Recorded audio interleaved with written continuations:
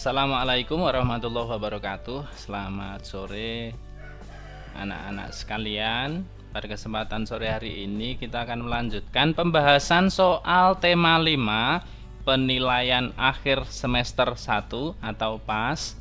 Nah, dalam pembahasan soal tema 5 ini nanti akan ada dua kelompok muatan pelajaran ya, atau ada dua paket soal. Paket soal pertama muatan pelajaran PPKN dan Bahasa Indonesia. Paket soal yang kedua adalah mata pelajaran muatan pelajaran IPA, IPS, dan SBDP. Untuk soalnya nanti juga saya cantumkan di deskripsi, anak-anak bisa mengunduhnya.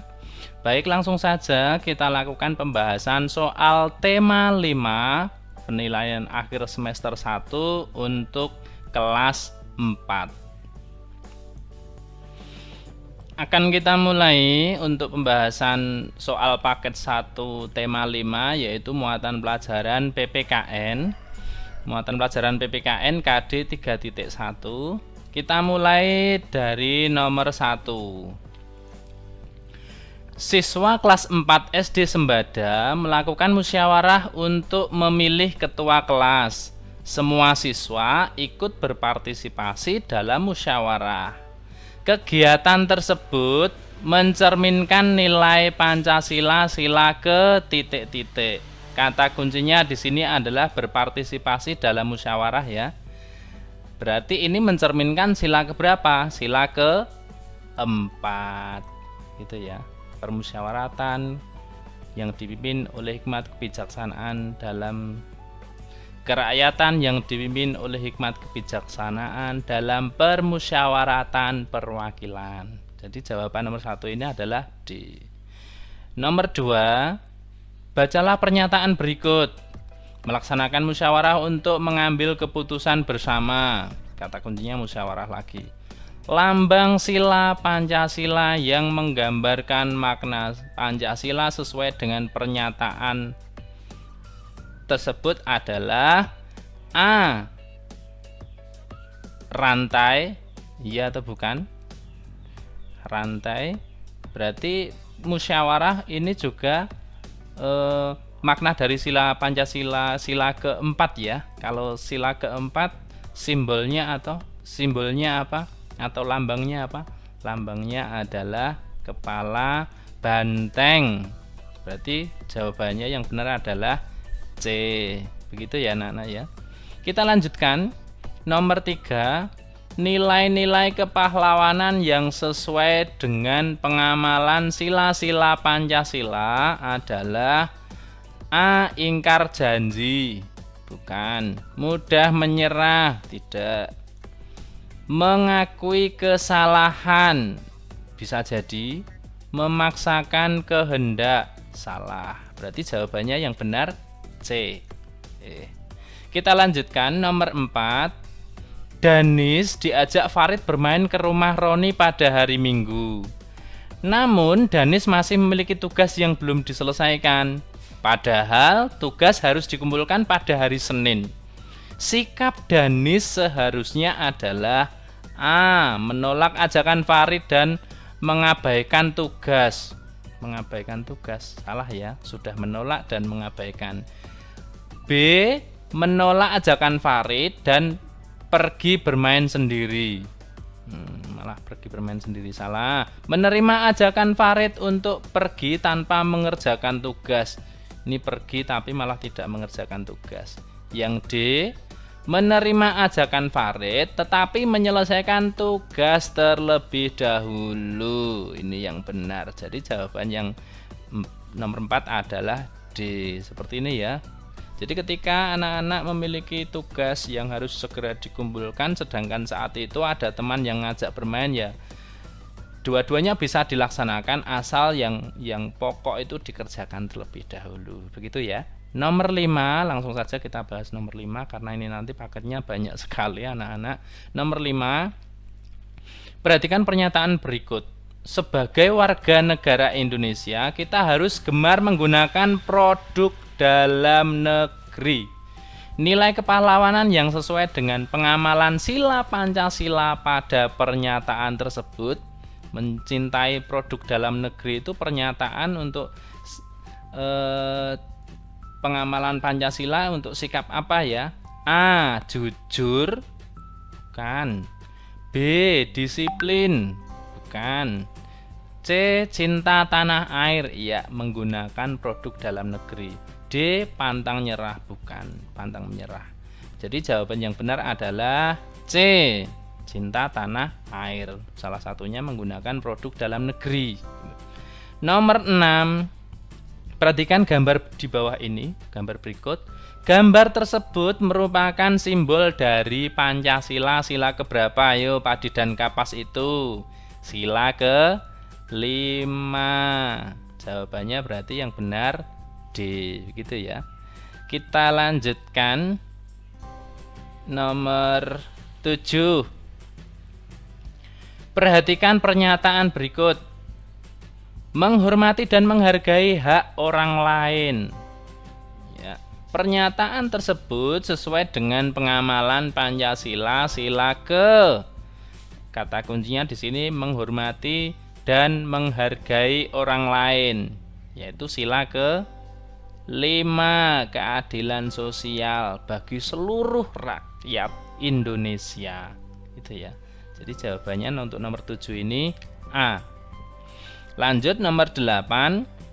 Pengamalan sikap dalam kehidupan sehari-hari yang sesuai dengan sila ke-5, Pancasila adalah A. Mengikuti lomba olimpiade matematika. Berkaitan tidak ya ini dengan sila keadilan sosial? Tidak ya. Melakukan musyawarah untuk mufakat. Ini sesuai sila ke-4. Menghormati teman yang melakukan ibadah. Ini sila ke-1 ya, berkaitan dengan ketuhanan. Bergotong royong membersihkan rumah. Ya, ini berkaitan dengan hak dan kewajiban untuk keseluruhan orang di rumah. Jadi supaya mendapatkan adil. Jawaban untuk yang nomor 8 adalah D, gitu ya. Nomor 9. Bacalah teks berikut. R.A. Kartini adalah tokoh nasional yang memperjuangkan kesetaraan hak untuk perempuan di Indonesia. Perjuangan R.A. Kartini mengubah pola pikir tentang kesetaraan antara hak laki-laki dan perempuan. Beliau aktif menulis surat kepada teman-temannya di Belanda. Surat tersebut kemudian dibukukan dengan judul, ini anak-anak, Habis gelap terbitlah terang. Ini adalah isi dari kumpulan surat-surat yang ditulis oleh R.A. Kartini untuk temannya di Belanda, itu dibukukan jadi satu, jadilah sebuah buku dengan judul Habis gelap terbitlah terang ini ya. Untuk pertanyaannya, perjuangan R.A. Kartini sesuai dengan makna sila-sila keberapa ya? Di sini tadi ada mengubah pola pikir tentang kesetaraan hak antara laki-laki dan perempuan. Ini sesuai dengan sila keberapa ya? A. Memperjuangkan keseimbangan antara hak dan kewajiban. Ya, benar ini, keseimbangan hak dan kewajiban antara laki-laki dan perempuan. Saling menghormati dalam menjalankan ibadah, tidak berkaitan. Melakukan musyawarah untuk mufakat, tidak berkaitan. Membela tanah air, tidak disebutkan. Berarti jawaban yang benar untuk nomor 9 adalah A. Kita lanjutkan untuk nomor 10. Sikap kepahlawanan yang mencerminkan makna sila ke-5 Pancasila adalah seorang pahlawan itu titik-titik. Berjuang membantu rakyat dan mengharap imbalan, tidak. Bekerja keras demi mendapatkan sanjungan, tidak. Melakukan perjuangan seorang diri, tidak. Menjunjung tinggi keadilan, iya. Jadi jawaban untuk nomor 10 ini adalah D. Baik, kita lanjutkan untuk nomor 11 anak-anak. Perhatikan pernyataan berikut. A. Bangga menjadi orang Indonesia. B. Melestarikan budaya daerah dan budaya nasional. C. Mengharumkan nama bangsa. Pernyataan tersebut merupakan bentuk kegiatan yang sesuai dengan sikap kepahlawanan. Sikap apa ya ini? Menjaga persatuan kesatuan? Tidak. Ini ada kaitannya dengan ini. bangsa-bangsa tadi ya. Berarti jawaban yang benar adalah cinta tanah air. Jawaban untuk nomor 11 ini adalah B. Itu. Nomor 12, menghargai sesama dan tidak semena-mena terhadap orang lain merupakan contoh sikap kepahlawanan yang mencerminkan sila ke A. Satu itu ketuhanan, berarti bukan ya. Nomor 2, B, opsi B, nomor 2, sila kedua. Sila kedua, ya ini kemanusiaan ya, kemanusiaan yang adil dan beradab. Ini ada kaitannya tidak semena-mena dengan orang lain. Berarti jawaban untuk nomor 12 ini adalah B. Nomor 13, tidak memaksakan kehendak dalam musyawarah. Dalam musyawarah merupakan pengamalan sila Pancasila yang berbunyi, pasti sila keempat ini ada kaitannya, musyawarah itu sila keempat ya. Sila keempat bagaimana bunyinya?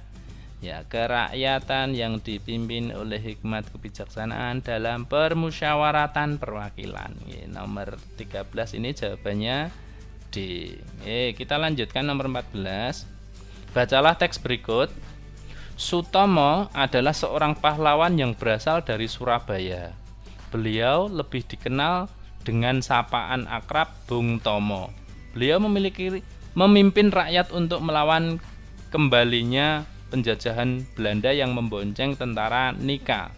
Perlawanan itu diakhiri dengan pertempuran 10 November 1945 yang kemudian diperingati sebagai Hari Pahlawan. Sikap kepahlawanan yang dapat kita teladani dari tokoh Bung Tomo adalah apa ya? Di sini ada perlawanan 10 November ya yang dipimpin oleh Bung Tomo. Jadi sikap kepahlawanan yang dapat diteladani ini apa anak-anak? Mempersilahkan teman menjalankan ibadah. Ini tidak sesuai, ini berkaitan dengan sila pertama ya, ketuhanan. Menghormati perbedaan pendapat, ini sila keempat.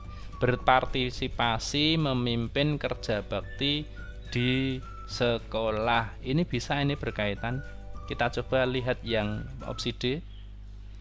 Mengakui kesalahan yang dilakukan, tidak berkaitan ya. Ya, berpartisipasi memimpin kerja bakti seperti yang dilakukan tadi Bung Tomo.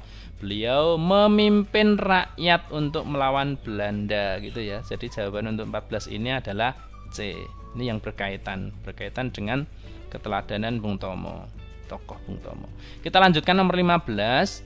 Contoh pengamalan sila Pancasila dalam kehidupan sehari-hari. A. Membiarkan teman yang susah. Salah. Menentang hasil keputusan kelompok. Kok malah ditentang? Salah.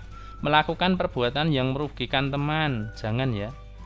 Menolak ajakan teman untuk membolos. Ya, kalau ada teman yang membolos, besok tidak usah ikut pembelajaran di kelas saja. Nah, itu harus ditolak. Berarti ini contoh pengamalan Pancasila. Jawaban yang benar adalah D. Itu ya. Baik anak-anak, ini untuk nomor 16. Tuliskan, ini ada jawaban singkat ya. Tulislah simbol sila kelima Pancasila dan jelaskan maknanya. Ada yang tahu simbol sila kelima? Simbol sila kelima adalah apa? Padi dan kapas. Apa maknanya? Maknanya menggambarkan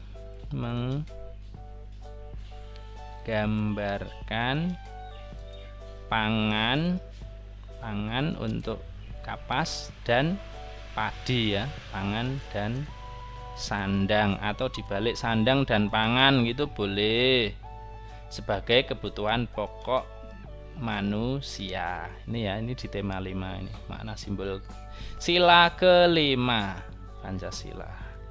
Baik, nomor 17. Tulislah 3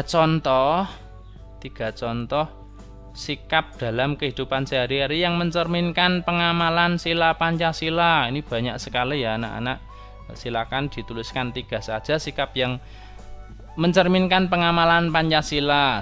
Misalnya begini, saling menghormati kebebasan beribadah yang berbeda-beda agama itu ya. Kemudian nomor 2, menghargai sesama, tidak semena-mena terhadap orang lain, itu juga pengamalan sila Pancasila. Cinta tanah air dan rela berkorban untuk kepentingan umum ya, dan meninggalkan kepentingan pribadi, ini juga contoh pengamalan Pancasila. Tidak memaksakan kehendak kepada orang lain dalam bermusyawarah, misalnya tidak sepakat dengan kita, ya jangan dipaksakan gitu. Terus kemudian bersikap adil, menghormati hak dan kewajiban orang lain, bekerja sama. Ini adalah contoh-contoh pengamalan sikap yang sesuai dengan Pancasila dalam kehidupan sehari-hari. Ya, ini silahkan anak-anak tulis sesuai dengan perintah soalnya, begitu ya. Baik, kita lanjutkan untuk pembahasan KD 3.7. Berarti sudah selesai yang tadi PPKN. Sekarang kita lanjutkan untuk muatan pelajaran bahasa Indonesia. Nomor 18, bacalah teks berikut.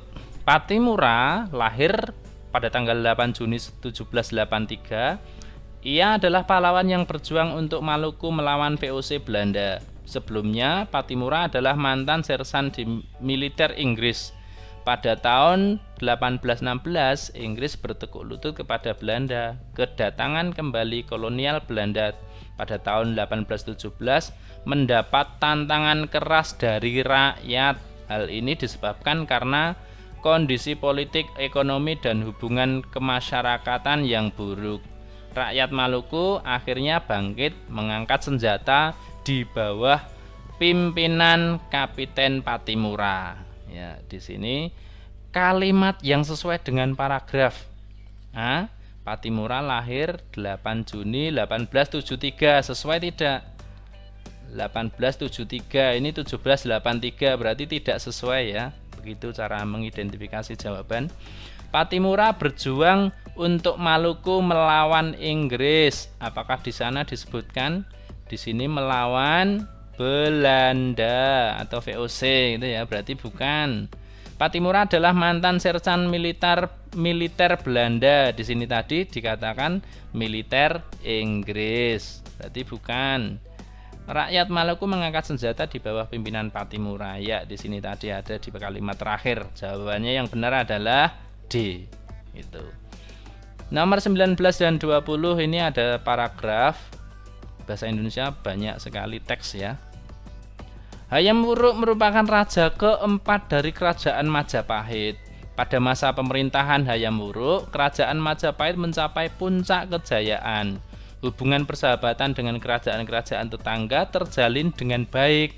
Hayam Wuruk juga memiliki sikap yang bijaksana dan perhatian kepada rakyatnya. Kerajaan Majapahit merupakan kerajaan agraris. Sebagian besar rakyat hidup dengan bertani dan bercocok tanam ya. Jadi agraris itu bertani dan bercocok tanam ya, pertanian.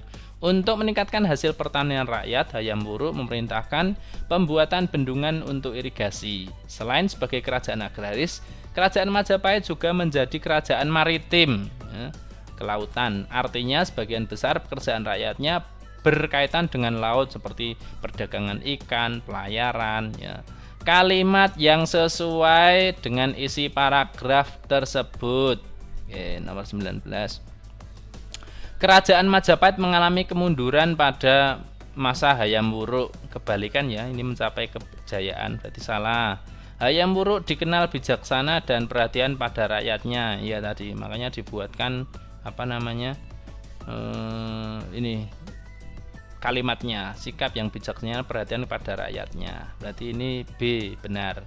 Hayam Wuruk raja kelima, salah ya. Tadi dikatakan raja keberapa? Di sini Hayam Wuruk dikatakan sebagai raja keempat. Kemudian kerajaan Majapahit bukan kerajaan maritim dan agraris, salah. Jadi jawaban yang benar adalah B, bijaksana kepada rakyatnya. Nomor 20 anak-anak. Tindakan yang dilakukan Hayam Wuruk untuk meningkatkan hasil pertanian dibuat apa tadi? A. Memerintahkan pembuatan bendungan untuk irigasi ya, membantu pertanian ya, melakukan perdagangan dan pelayaran laut, bukan ini yang berkaitan dengan meningkatkan hasil pertanian. Jadi jawaban yang benar untuk nomor 20 ini langsung ketahuan A, membuat bendungan untuk irigasi dapat meningkatkan hasil pertanian rakyat gitu ya. Paragraf lagi untuk 21, 22 dan 23 anak-anak. Raja Tarumanegara mulai memerintah kerajaan Tarumanegara pada tahun 395 Masehi. Ia selalu berjuang untuk rakyatnya. Raja Purnawarman membangun saluran air dan memberantas perampok. Ia memimpin angkatan laut kerajaan Tarumanegara untuk memerangi bajak laut. Bajak laut tersebut merajalela di perairan barat dan utara kerajaan. Telapak kaki Raja Purnawarman diabadikan dalam bentuk prasasti sebagai wujud kecintaan rakyatnya. Prasasti tersebut dikenal sebagai prasasti Ciretun. Prasasti Ciretun itu bentuknya batu, ada cap telapak kakinya Raja Purnawarman. Ini ada prasasti. Kalimat yang sesuai dengan isi paragraf tersebut adalah, kita lihat nomor 21. A. Purnawarman selalu berjuang untuk kepentingannya sendiri. Untuk kepentingannya sendiri, salah ya. Purnawarman mulai memerintah kerajaan tahun 359, padahal di sini tadi dikatakan 395, beda ya. Nih, terkadang soal jebakan hampir mirip. Prasasti Ciretun adalah peninggalan kerajaan Tarumanegara. Ya, ini tadi yang berbentuk telapak kaki Raja Purnawarman. Angkatan laut kerajaan memerangi bajak laut di perairan barat dan timur. Di sini tadi dikatakan di barat dan utara. Ini hati-hati anak-anak ketika banyak jembatan seperti ini ya. Timur ya di sini. Jadi jawaban yang benar adalah C. Itu ya. Sekarang nomor 22. Kalimat tanya yang sesuai dengan paragraf tersebut. Kapan Raja Purnawarman mulai memerintah kerajaan Tarumanegara? Ada enggak jawaban ini dalam teks paragraf? Ada ya. Tarumanegara memimpin sejak tahun 395. Bagaimana cara Raja Purnawarman memerangi bajak laut? Tidak disebutkan di dalam teks. Mengapa rakyat tidak mencintai? Tidak ya. Jadi jawabannya yang benar adalah A. Baik. Kita lanjutkan nomor 23. Telapak kaki Raja Purnawarman diabadikan dalam bentuk prasasti sebagai wujud kecintaan. Sinonim kata prasasti pada paragraf tersebut adalah gambar, bukan ya, gambar.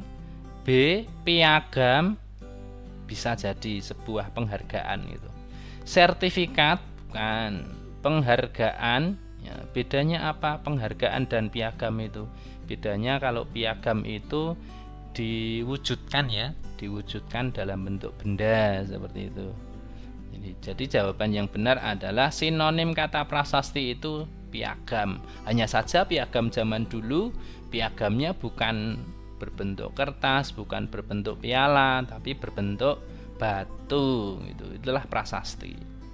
Kita lanjutkan nomor 24 dan 25, teks lagi, ada paragraf lagi. Balaputra Dewa menjadi raja kerajaan Sriwijaya sekitar tahun 850 Masehi. Pada saat pemerintahannya, kerajaan Sriwijaya mencapai puncak kejayaan. Puncak kerajaan Sriwijaya meliputi bidang ekonomi, pendidikan, kebudayaan. Balaputra Dewa berjuang membangun armada laut yang kuat. Tindakan itu bertujuan supaya jalur pelayaran di wilayah Sriwijaya menjadi aman. Banyak pedagang merasa aman ketika singgah di sana. Peningkatan ekonomi diperoleh dari pembayaran upeti, pajak, maupun keuntungan dari hasil perdagangan. Dengan demikian Sriwijaya berkembang menjadi kerajaan yang besar dan makmur. Kalimat yang sesuai dengan isi paragraf. Nah, biasanya selalu berkaitan dengan paragraf ya. Sriwijaya menjadi kerajaan yang lemah. Salah. Kerajaan Sriwijaya mengalami kemunduran saat Balaputra Dewa menjadi raja. Salah ya, justru kejayaan. Puncak kejayaan Sriwijaya dalam bidang ekonomi, bidang kebudayaan, ya tadi disebutkan. Peningkatan ekonomi diperoleh dari perampokan. Dari perampokan, salah ya. Jadi jawaban yang benar adalah C. Nomor 25, Sriwijaya berkembang menjadi kerajaan yang besar dan makmur. Di sini ada cetak miring. Antonim kataan makmur. Antonim itu apa anak-anak? Antonim adalah lawan kata ya. Lawan kata. Berarti lawan kata dari makmur ini adalah kesulitan. Salah. Kesusahan, salah. Kesempitan, salah. Kekurangan, iya. Makmur itu semuanya tercukupi, gitu ya. Berarti lawan maknanya adalah kekurangan. Kita lanjutkan untuk nomor 26 dan 27, ada teks lagi, paragraf lagi. Kerajaan Hindu tertua di Nusantara yaitu Kerajaan Kutai. Kerajaan tersebut mencapai puncak kejayaan di bawah pemerintah Raja Mulawarman. Ia menjadi raja terbesar di Kerajaan Kutai. Hal ini dikarenakan pada masa pemerintahannya rakyat hidup tentram. Selain itu Raja Mulawarman berkuasa dengan tegas dan bijaksana. Raja Mulawarman juga terkenal sebagai raja yang dermawan. Ia menyumbangkan 20.000 ekor sapi untuk kaum Brahmana. Ia juga pernah membagikan minyak dan emas kepada rakyatnya. Luar biasa ini Raja Mulawarman. Kalimat tanya yang sesuai dengan isi paragraf tersebut. Mengapa Raja Mulawarman dianggap raja terbesar di Kutai? Ya, karena nih ya, pada masa pemerintahnya hidup tentram. Di sini ya ada jawabannya. Berarti ini bisa ya. Bisa sebagai kategori jawaban. Kapan Raja Mulawarman memerintah Raja Kutai? Di sini tadi disebutkan tidak ada ya, tahun sekian-sekian, berarti tidak sesuai dengan teks. Bagaimana sikap rakyat pada Mulawarman? Di sini tidak disampaikan ya. Kemudian di mana letak kerajaan Kutai? Tidak disebutkan juga ya di sini. Berarti jawaban yang benar adalah A. Nomor 26. Sekarang nomor 27. Tindakan yang dilakukan Raja Mulawarman pada kaum Brahmana adalah ini sudah kita bahas di tema 5 subtema 3 subtema 2, yaitu Raja Mulawarman menyumbangkan 20.000 ekor sapi ya kepada Brahmana ini. Berarti jawaban yang benar adalah C, begitu ya.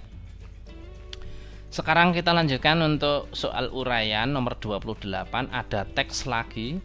Bahasa Indonesia itu banyak teks anak-anak. Nomor 28, bacalah teks berikut. Gajah Mada merupakan panglima perang dan tokoh berpengaruh pada zaman kerajaan Majapahit. Saat remaja, ia mempunyai keahlian bela diri serta berilmu tinggi. Oleh karena kecapannya pada tahun 1319 ia diangkat sebagai patih Kahuripan. 2 tahun kemudian diangkat sebagai patih Kediri.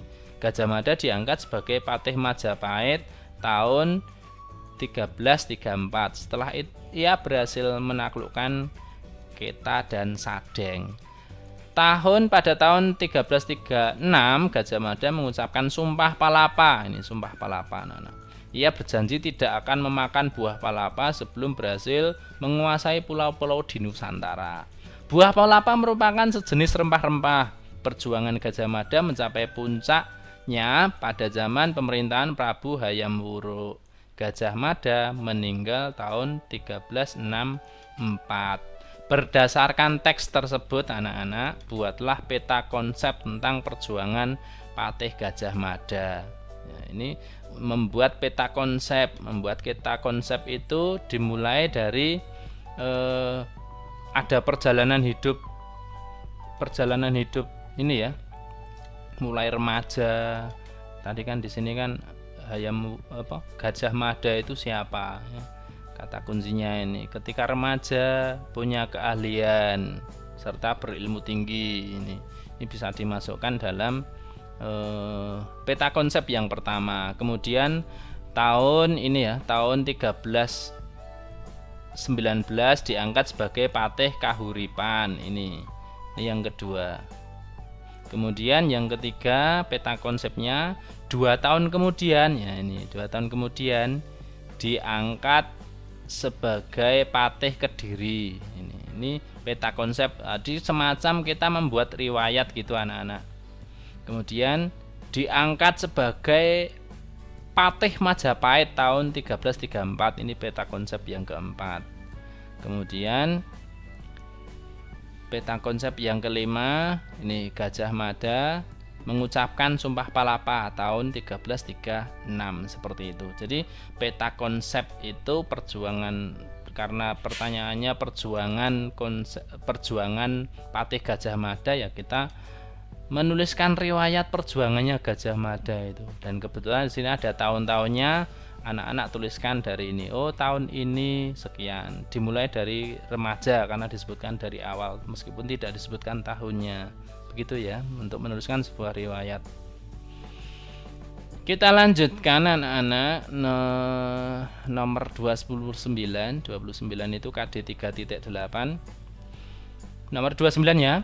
Tuanku Imam Bonjol wafat pada usia 92 tahun, yaitu 8 November 64. Antonim wafat, lawan makna wafat. Wafat itu apa toh? Persamaannya wafat itu meninggal ya. Lawannya apa?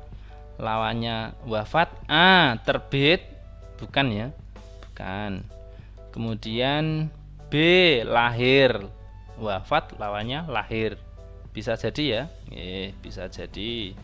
Tumbuh, tidak. Muncul, tidak. Berarti jawabannya antonim dari wafat adalah lahir. Jadi lahir tanggal sekian, wafatnya tanggal sekian, lawannya. Paragraf untuk nomor 30 dan 31, paragraf lagi. Pangeran Haryo Diponegoro, biasa dikenal dengan nama Pangeran Diponegoro. Beliau lahir tanggal 11 November 1785 di Yogyakarta. Pangeran Diponegoro memiliki nama kecil Raden Mas Antawiryo. Beliau adalah putra sulung pasangan Raden Mas Surojo dan Raden Ajeng Mangkarawati. Raden Mas Surojo naik tahta menjadi Raja Mataram di Yogyakarta bergelar Hamengkubuwono III. Jadi Pangeran Diponegoro itu putra dari Raja Mataram Hamengkubuwono III ya. Tahun 1825 Belanda memasang patok-patok di tanah makam leluhur Pangeran Diponegoro. Sikap Belanda yang tidak menghargai adat istiadat setempat membuat Pangeran Diponegoro marah. Hal itu memicu terjadinya Perang Diponegoro. Perang Diponegoro berlangsung hingga tahun 1830. Beliau meninggal 8 Januari 1855 di Makassar. Nomor 30. Nama kecil Pangeran Diponegoro adalah A. Pangeran Haryo Diponegoro, salah ya. Kemudian Raden Mas Antawiryo, ya benar. Oke, jadi jawaban untuk nomor 30 adalah B. Nomor 31.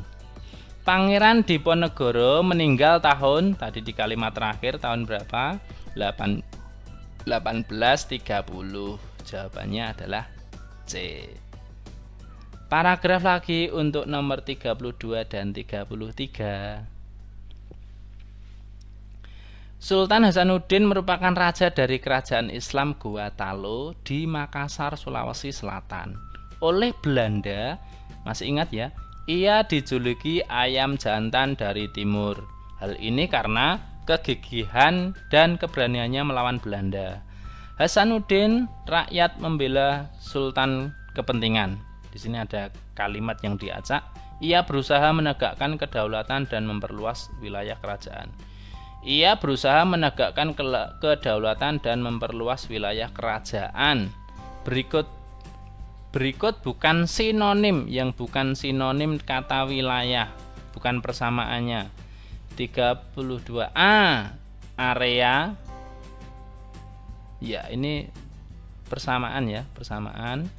Kemudian daerah, ini juga persamaan. Kemudian kawasan, kawasan ini juga persamaan.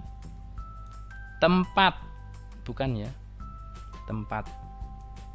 Berarti jawabannya nomor 32 ini adalah yang bukan sinonim kata wilayah adalah tempat. Nomor 33, ini tadi ada yang diacak. Hasanuddin rakyat membela sultan kepentingan. Susunan kalimat yang benar dari kalimat acak tersebut adalah kepentingan rakyat membela Sultan Hasanuddin. Rakyat membela Sultan Hasanuddin kepentingan. Sultan Hasanuddin membela kepentingan rakyat. Ya. Jadi jawabannya yang benar C. Gitu. Nomor 35, teks lagi anak-anak. Bung Tomo merupakan tokoh penting pada pertempuran 10 November 1945 di Surabaya. Beliau membakar semangat juang rakyat untuk bertempur sampai titik darah penghabisan. Beliau berjuang mempertahankan harga diri, tanah air, dan bangsa Indonesia. Setiap tanggal 10 November diperingati sebagai Hari Pahlawan. Perjuangan Bung Tomo dan rakyat Indonesia pada tanggal 10 November diperingati sebagai apa? Kalau peringatan 10 November itu sebagai A. Kemerdekaan. Kemerdekaan itu 17 Agustus ya. Berarti bukan. Nah, B. Kebangkitan. Bukan ya, kebangkitan. Ya, sebagai Hari Pahlawan. Dan ini sudah disampaikan di sini Hari Pahlawan. Berarti jawabannya yang benar adalah C. Paragraf untuk 35 dan 36. Dr. Andes Muhammad Hatta atau yang lebih dikenal dengan panggilan Bung Hatta adalah sosok yang menginspirasi. Beliau memiliki banyak julukan berkat kiprahnya berjuang untuk Indonesia.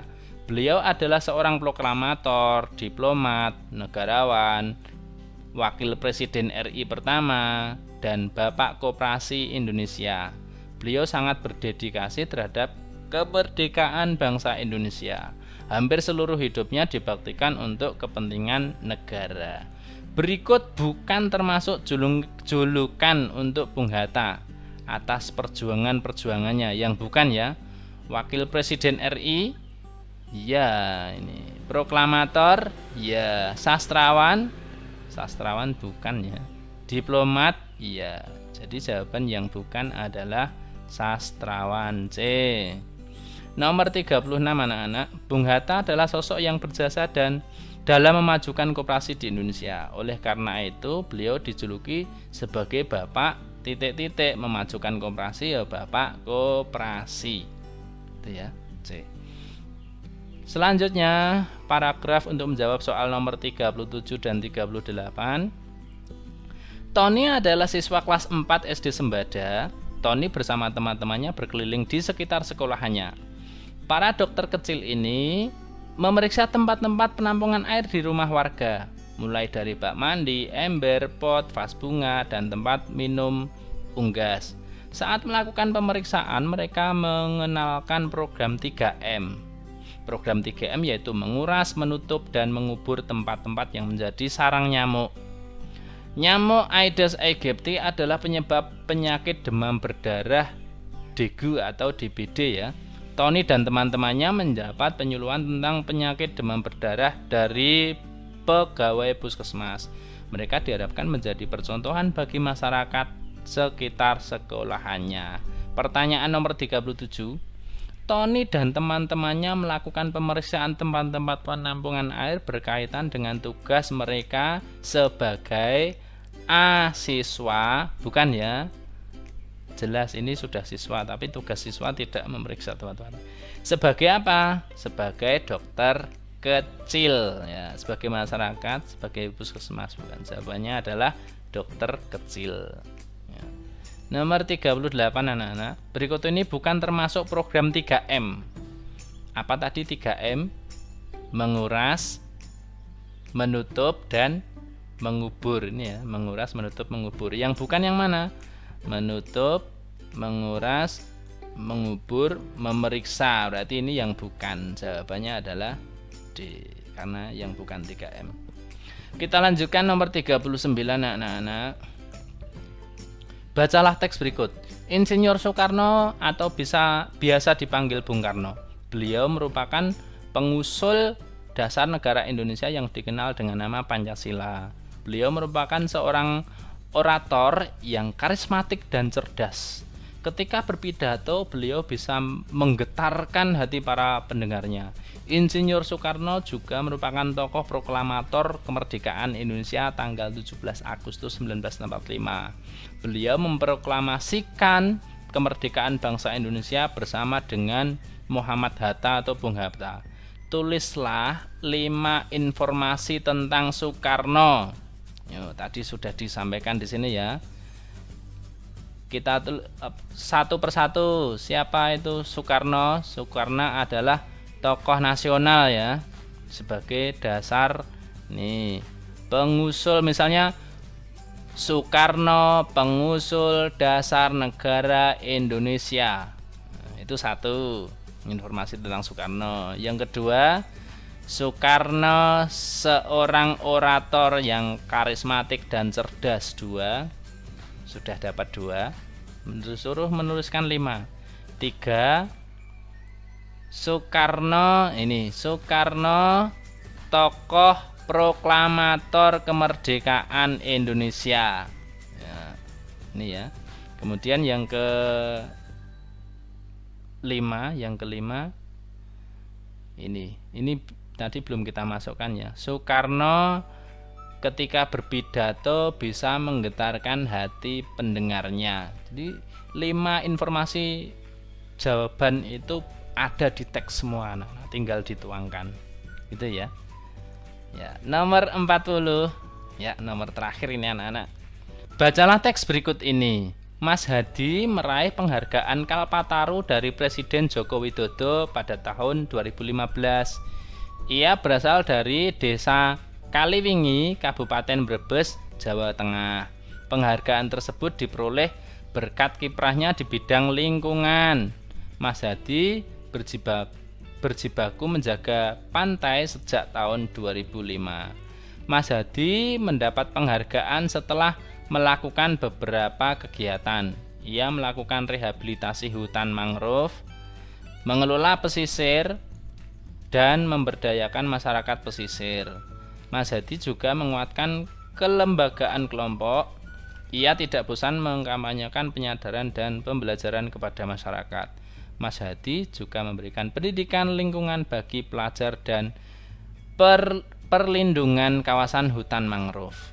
Berdasarkan teks tersebut, tulislah 5 kegiatan yang dilakukan Mas Hadi dalam pelestarian lingkungan hingga mendapatkan penghargaan Kalpataru. Nah, yang dilakukan Mas Hadi tadi sudah ada di sini semua anak-anak. Seperti halnya nomor 39 tadi ya. Ya. Kenapa Mas Hadi diberi penghargaan Kalpataru? Ya ini diantaranya ini melakukan beberapa kegiatan. 1 ini anak-anak bisa menuliskan yang pertama, Mas Hadi melakukan rehabilitasi hutan mangrove. Ini ya, mengelola pesisir. Nih, kemudian Mas Hadi memberdayakan masyarakat pesisir. Ini sudah. Mas Hadi menguatkan kelembagaan kelompok. Ini sudah dapat 4. Kemudian Mas Hadi mengkampanyekan penyadaran dan pembelajaran kepada masyarakat. Mau ditambahkan juga bisa.